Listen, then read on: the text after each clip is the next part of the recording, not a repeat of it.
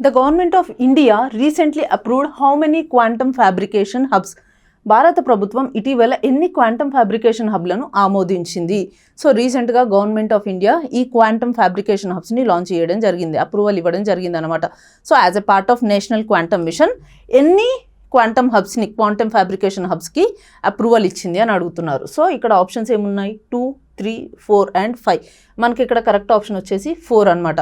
4 quantum fabrication హబ్స్కి మన government of India రీసెంట్గా approve చేసిందనమాట. ఏంటేంటి ఆ 4 క్వాంటమ్ ఫ్యాబ్రికేషన్ హబ్స్ ఎక్కడ ఉన్నాయి అంటే IIT Bombay, IIT Kanpur and IISc Bengaluru and IIT Delhi.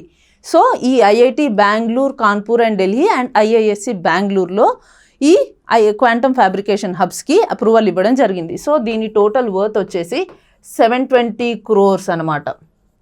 So ఏంటి ఈ క్వాంటమ్ ఫ్యాబ్రికేషన్ హబ్స్ అంటే ఈ క్వాంటమ్ టెక్నాలజీకి సంబంధించిన రీసెర్చ్ అండ్ డెవలప్మెంటల్ యాక్టివిటీస్ ఈ క్వాంటమ్ ఫ్యాబ్రికేషన్ హబ్స్లో జరుగుతాయి. ఏంటి ఆ రీసెర్చ్ అండ్ డెవలప్మెంట్ ఏం చేస్తారు అంటే అక్కడ క్వాంటమ్ కంప్యూటింగ్కి సంబంధించి, క్వాంటమ్ కమ్యూనికేషన్కి సంబంధించి, క్వాంటమ్ సెన్సింగ్ అండ్ మెట్రాలజీకి సంబంధించి, సో ఇలాంటి యాక్టివిటీస్కి సంబంధించిన రీసెర్చ్ అండ్ డెవలప్మెంట్ ఈ హబ్స్లో జరుగుతుందన్నమాట. సో ఐఐటి ఢిల్లీలో మనకి క్వాంటమ్ మెటీరియల్కి సంబంధించిన రీసెర్చ్ అండ్ డెవలప్మెంట్ జరుగుతుంది. And IIT Bombay and IISc బెంగళూరులో మనకి క్వాంటమ్ కంప్యూటింగ్ అంటే ఆ చిప్స్ని ఫ్యాబ్రికేషన్ చేయడం జరుగుతుందన్నమాట. And IIT Bombay and IIT కాన్పూర్లో వచ్చేసి మనకి ఈ quantum sensing and quantum metrology ఏదైతే ఉందో దానికి సంబంధించిన రీసెర్చ్ అండ్ డెవలప్మెంట్ యాక్టివిటీస్ జరుగుతాయన్నమాట.